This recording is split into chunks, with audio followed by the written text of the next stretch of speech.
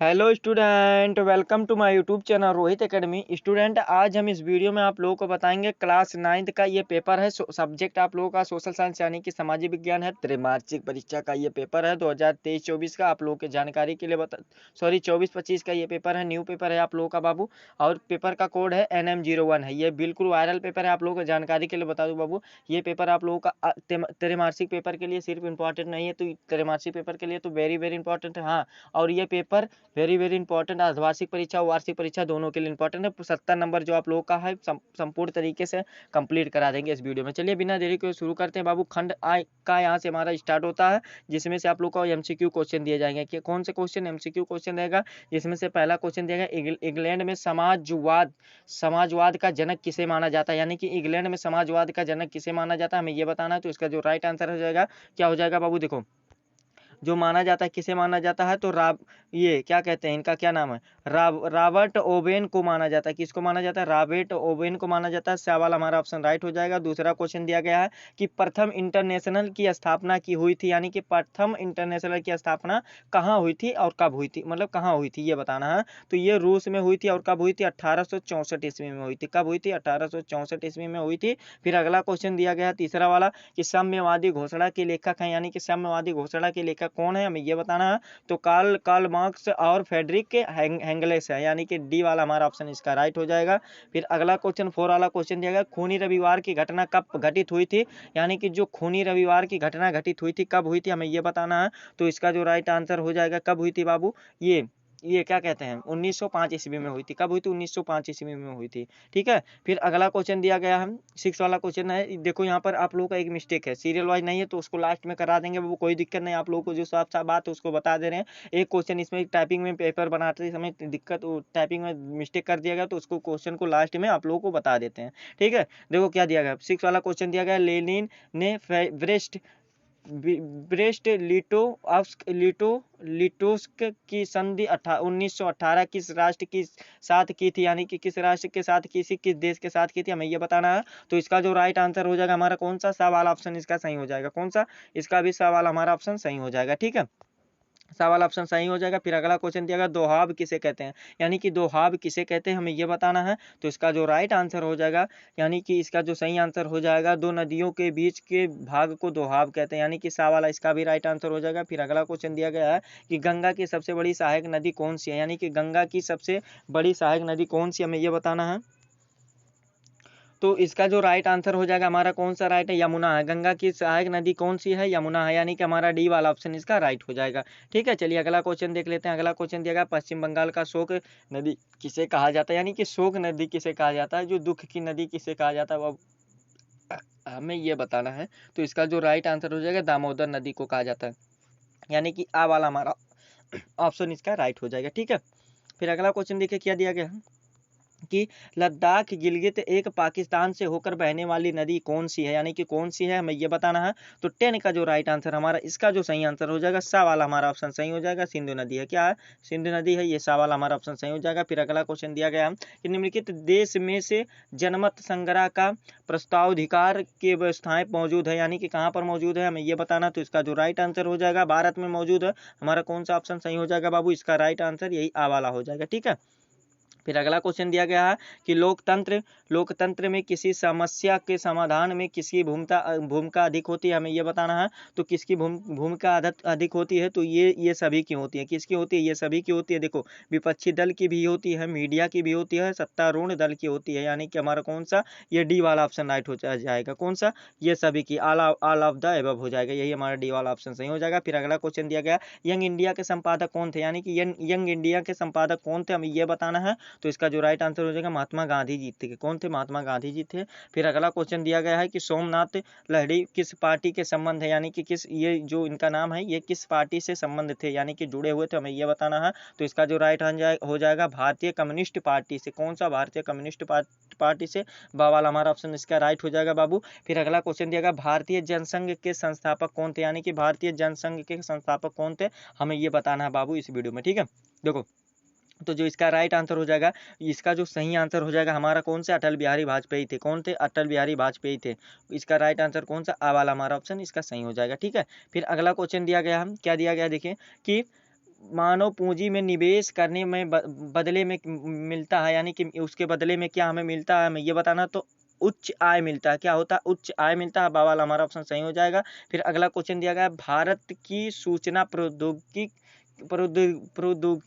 क्रांति निम्न में किसमें निवेश का उदाहरण है, यानी कि किसमें निवेश का उदाहरण हमें ये बताना है। तो इसका जो राइट आंसर हो जाएगा हमारा भूमि पार्सल का है, यानी कि आ वाला हमारा ऑप्शन इसका भी सही हो जाएगा। ठीक है। फिर अगला क्वेश्चन दिया गया, 10वीं योजना में योजना अवधि यानी कि समय के अंत तक, यानी कि इंड तक उच्च शिक्षा में नामांकन में वर्तमान 6% से कितने प्रतिशत तक की वृद्धि का प्रयास किया गया है। कितने प्रतिशत से वृद्धि का प्रयास किया गया बाबू? 10%। कितने? 10%, यानी कि हमारा कौन सा राइट आंसर इसका हो जाएगा? ये बी वाला ऑप्शन सही हो जाएगा। ठीक है। फिर अगला क्वेश्चन देखिए क्या दिया गया। अगला क्वेश्चन दिया गया, बिहार की कुल जनसंख्या कितना प्रतिशत सबसे अधिक है, यानी कि बिहार की कुल जनसंख्या कितना प्रतिशत सबसे अधिक है, हमें यह बताना है। तो इसका जो राइट आंसर हो जाएगा, इसका जो सही आंसर हो जाएगा 33.7%, यानी कि हमारा कौन सा सा वाला ऑप्शन इसका सही हो जाएगा। ठीक है। फिर अगला क्वेश्चन देखिए क्या दिया गया है। अगला क्वेश्चन देखिए क्या दिया गया है कि निम्न में से, यानी कि निम्नलिखित या निम्न में से किस राज्य में निर्धनों का प्रतिशत सबसे अधिक है, यानी कि सबसे अधिक किसका है, हमें यह बताना है।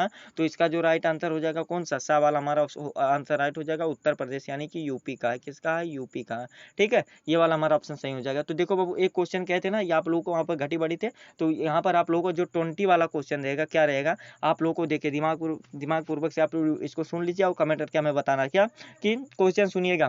क्वेश्चन क्या है आप लोगों का जो प्रश्न है, क्या है प्रश्न जो है पहला, यानी कि 20 वाला, इसको कमेंट करके हमें बताना जरूर।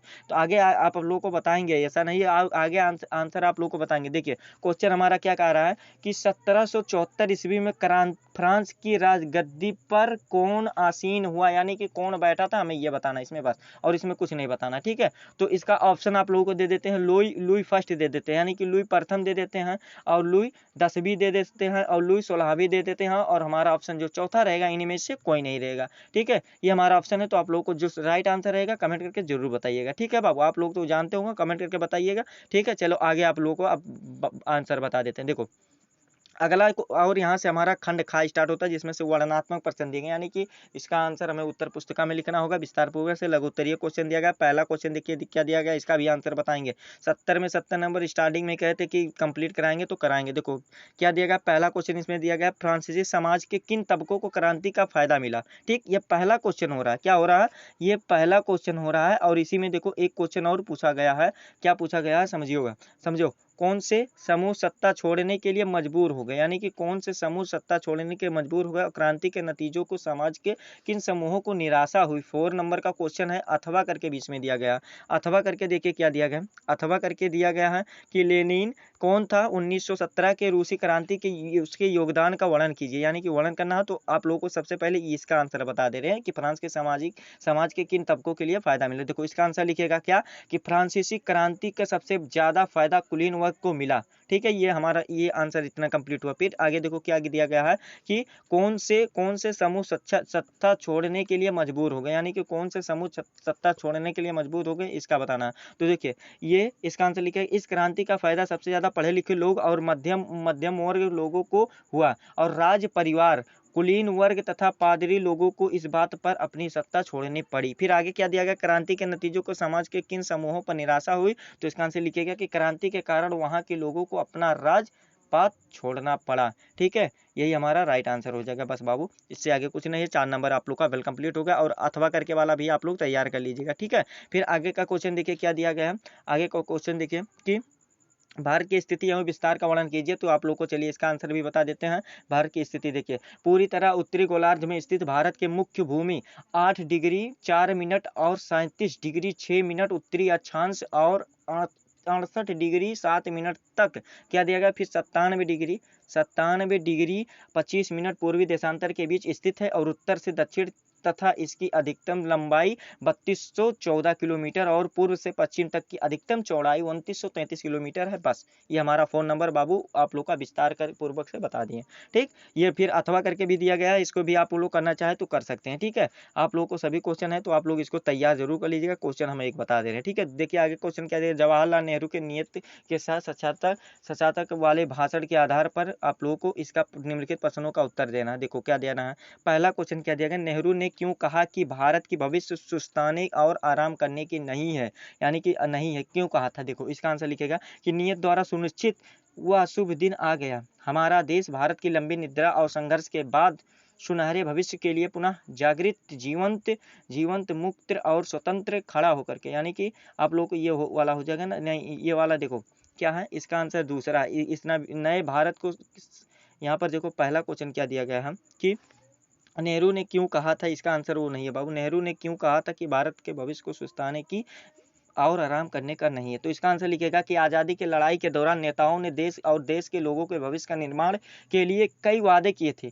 और उन सभी वादों को पूरा करने के लिए अथक परिश्रम की जरूरत थी, और यह परिश्रम केवल उन नेताओं को ही नहीं करना था बल्कि देश के हर व्यक्ति को, यानी कि जो देश के हर मतलब लोग थे उनको करना था। ठीक है, फिर देखो क्या है आगे, क्या है कि उन लोगों को जरूरत नहीं थी और उन लोगों को तो नहीं करना था बल्कि देश के हर व्यक्ति को करना था, इसीलिए नेहरू ने कहा था कि भारत का भविष्य सुस्ताने और आराम करने की नहीं है। ये हमारा आप लोगों का ये आंसर लिख करके बिल कंप्लीट हो गया। दूसरा क्वेश्चन दिया गया, नए भारत को सपने किस तरह विश्व से जुड़े हैं, यानी कि किस तरह जुड़े हैं, तो देखिए इसका आंसर लिखेगा कि कोई भी देश दुनिया के अलग अलग नहीं रह सकता है, किसी भी देश में होने वाली घटनाओं पूरी दुनिया पर असर पड़ता है और दुनिया में होने वाली घटनाओं का हर देश पर असर पड़ता है। दूसरे शब्दों में कहें तो दुनिया के हर भाग एक दूसरे से किसी न किसी रूप में जुड़े होते हैं, इसीलिए यह बात सही है कि नए भारत को अपने विश्व से जुड़े हुए हैं। ठीक है, ये वाला भी हमारा आंसर लिखकर कंप्लीट हुआ। गा वाला क्वेश्चन दिया गया,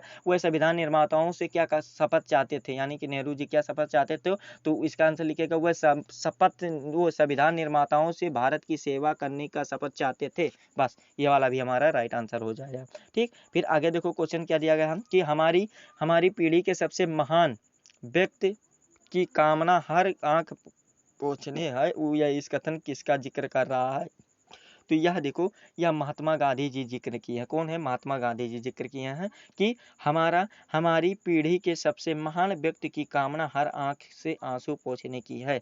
ये वाला हमारा हो जाएगा। अथवा करके भी इसमें दिया गया है कि संविधान संशोधन से क्या तात्पर्य है, स्पष्ट कीजिए, तो ये वाला भी आप लोग अथवा करके ये चारों क्वेश्चन ना लेकर के अथवा करके भी कर सकते हैं। ठीक है, आप लोग के ऊपर डिपेंड करता है, तो हम बता दिए आंसर। फिर आगे देखो क्वेश्चन क्या दिया गया है, आगे क्वेश्चन दिया गया शिक्षित बेरोजगारी भारत के लिए एक विशेष समस्या है, क्यों है ये बताइए, तो इसका आंसर लिखिएगा कि भारत में शिक्षित बेरोजगारी एक अनोखी समस्या है जिसका कारण शिक्षा और नौकरी की आवश्यकताओं के बीच बेमेल, पुरानी शिक्षा प्रणाली और नौकरी के अवसरों की कमी है और शहरी साकेंद्रण है, या भारत की शिक्षा प्रणाली श्रम बाजार और अर्थव्यवस्था के सामने आने वाली अनुचित चुनौतियां का दर्शाता है, यानी कि अनुचित चुनौतियों को दर्शाता है। ये वाला भी हमारा आंसर लिख करके वेल कंप्लीट होगा। क्या दिया गया, भौतिक पूंजी और मानव पूंजी में क्या अंतर है, इसको बताइए, तो देखिए निर्माण में भौतिक और मानव पूंजी के बीच मतलब निम्नलिखित अंतर होते क्या होते हैं, देखिए इसको बताइए। भौतिक पूंजी में नकदी, कार्यस्थल, उपकरण, संपत्ति और इन्वेस्ट जैसे निर्जीव संपत्तियां शामिल होती है, वहीं मानव पूंजी में किसी कंपनी के कर्मियों ने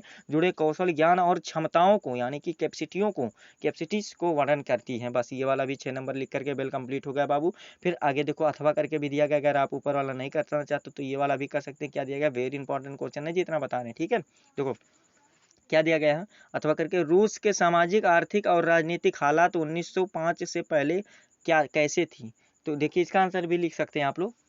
देखिए क्या कैसे लिख सकते हैं कि 1905 से पहले, क्या 1905 से पहले रूस के सामाजिक, आर्थिक और राजनीतिक हालत अत्यंत विपरीत थी। ठीक है, यह एक अन्यायपूर्ण और स्वराज्यवादी सरकार द्वारा शासित था, यानी कि क्या था, शासित था, शासन चलता था। ठीक है, जिसमें से आम लोगों को न्याय और स्वतंत्रता की कमी थी, क्या थी, अभाव थी, क्या थी, अभाव, यानी कि कमी थी न्याय की। ठीक है, और रूसी समाज में एक बड़े भाग किसानों को वर्ग ने बनाया था जो गरीबी उत्पीड़न से पीड़ित था, यानी कि क्या था, दुखी था बाबू। ठीक है, ये वाला भी हमारा लिख करके वेल कंप्लीट हो गया। ठीक, देखो अथवा वाला भी बता दिए। 6 वाला क्वेश्चन दिया गया है, क्या दिया गया कि भारत के भौतिक लक्षणों को भारतीय सामाजिक और किस प्रकार से एकता और एक रूपता को बढ़ावा दिया गया, व्याख्या कीजिए। 6 नंबर का क्वेश्चन अथवा करके भी आप लोग ये वाला भी कर सकते हैं। तो देखिए इसका वाला कैसे लिख सकते हैं, इसका वाला भी आंसर लिख सकते हैं कि इतनी इन्हीं भौगोलिक विविधताओं का क्या फ़ायदा है कि एक लोग एक दूसरे के क्षेत्रों में रहन सहन को पसंद करते हैं, कि उन्हें अपनाते हैं। और हर भौगोलिक क्षेत्र को कुछ विशेषताएं तो कुछ कमियां भी होती हैं, और लोग अपने यहाँ की कमियों को दूसरे क्षेत्र में मंगा मंगा के पूरा करते हैं, और इसी आपसी सहयोग की भावनाओं से एकता और एक रूपता को बढ़ावा मिलता है। बस 6 नंबर वेल कंप्लीट हो गया बाबू। और लिखना चाहे तो आप लोग लिख सकते हैं। ठीक, फिर 7वां क्वेश्चन दिया गया है कि भारतीय संविधान और सभा एवं विस्तृत लेख कीजिए। 6 नंबर का क्वेश्चन है, तो ये वाला भी आप लोग कर सकते हो। ठीक है, ये वाला भी आप लोग कर सकते हो। तो आप लोगों को देखिए, इसको वाला भी बता देते हैं क्या है कि भारतीय संविधान वाला है ना, संविधान वाला बहुत बढ़िया है, इसको बता देते हैं। क्या दिया गया क्वेश्चन कि भारतीय संविधान सभा एक विस्तृत लेख पर बताइए, यानी कि लेख बताना किस प्रकार से लिखा गया था उसके बारे में बताइए। ठीक है, तो देखो इसका आंसर लिखेगा कि भारतीय संविधान लिखने वाली सभा में 299 सदस्य थे, यानी कि मेंबर थे। ठीक है, जिसके अध्यक्ष डॉक्टर राजेंद्र प्रसाद थे। संविधान सभा ने 26 नवंबर 1949 में अपना काम पूरा कर लिया था, और 26 जनवरी 1950 को यह संविधान लागू हुआ। इसी दिन से की याद में भारत में हर वर्ष 26 जनवरी यानी कि गणतंत्रता दिवस के रूप में मनाते हैं। ठीक है, ये वाला भी 6 नंबर वेल कंप्लीट होगा। और भी लिखना चाहे तो बाबू लिख सकते हैं। ठीक है, अथवा करके भी दिया गया नेपोलियन के उदय को कैसे समझा जा सकता है, ये वाला भी आप लोग कर सकते हैं। ठीक है, तो सभी को तैयार कर लीजिएगा बाबू, जितना बता रहे हैं सभी वेरी वेरी इंपॉर्टेंट है। अगला क्वेश्चन दिया गया, संसाधन के रूप में लोग से क्या समझते हैं, लोग आपसे क्या समझते हैं। ठीक है, तो इसका आंसर लिखिएगा, संसाधन के रूप में लोग से अभिप्राय वर्तमान में उत्पादन कौशल और निर्माण के संदर्भ में किसी देश के औजार का वर्णन करने के लिए एक विधि से है, और दूसरे उत्पाद की भांति मानचित्र भी एक स्रोत है जिसे मानव संसाधन कहते हैं। बस 6 नंबर हो गया बाबू। और लिखना चाहे बना के लिख सकते हैं बाबू, आपके ऊपर डिपेंड करता है। ठीक है, अथवा करके भी इसमें दिया गया कि आप समझते हैं कि निर्धनता अवकलन के वर्तमान तरीका सही है, यह बताना है। ठीक है, तो ये आप लोग का ये क्वेश्चन आप लोग भी कर लीजिएगा। ठीक है, मानचित्रकार की दिया गया, यानी कि मैप ऑफ क्या दिया गया। 9वां क्वेश्चन दिया गया, विश्व के रूपरेखा पर, यानी कि विश्व के मानचित्र पर द्वितीय विश्व युद्ध को इसको दर्शाना है, जर्मन को दर्शा देना, इटली को, जापान को, फ्रांस को, अमेरिका को दर्शा देना। ये 5 नंबर वेल कंप्लीट हो जाएगा। फिर भारत के रेखा पर, यानी कि भारत के मानचित्र पर क्या दर्शाना है, कोंकण को दर्शाना है, मालवा पठार को दर्शाना है, मालवा पठार को, चिल्का झील को दिखाना है, और कोरामंडल उत्तरी सरकार को दिखाना, पुलकित झील को, ये सभी को दर्शा देना है। तो यही आप लोग का पेपर था। ये क्लास 9 का बिल्कुल वायरल पेपर था, जो आप लोग को संपूर्ण तरीके से बता दिया ने समझा दिया। ठीक है, इसमें 70 में 70 नंबर आप लोग को वेल कंप्लीट करा दिया ने बता दिया। ये हमारा प्यारा सा वीडियो आप लोग को कैसा लगा होगा कमेंट करके जरूर बताइएगा बाबू। अगर आप हमारे चैनल पर नए होना तो बाबू चैनल को सब्सक्राइब कर लीजिएगा, बेल आइकन को दबा दीजिएगा। हाँ, इस वीडियो को बाबू कक्षा 9 के यानी कि क्लास 9 के जितने भी स्टूडेंट हैं उनके पास अधिक से अधिक जरूर शेयर करके पहुंचा दीजिएगा। ठीक है, चलिए आप लोगों से मिलते हैं नेक्स्ट वीडियो में नेक्स्ट टॉपिक के साथ। तब तक के लिए जय हिंद, जय भारत, वंदे मातरम।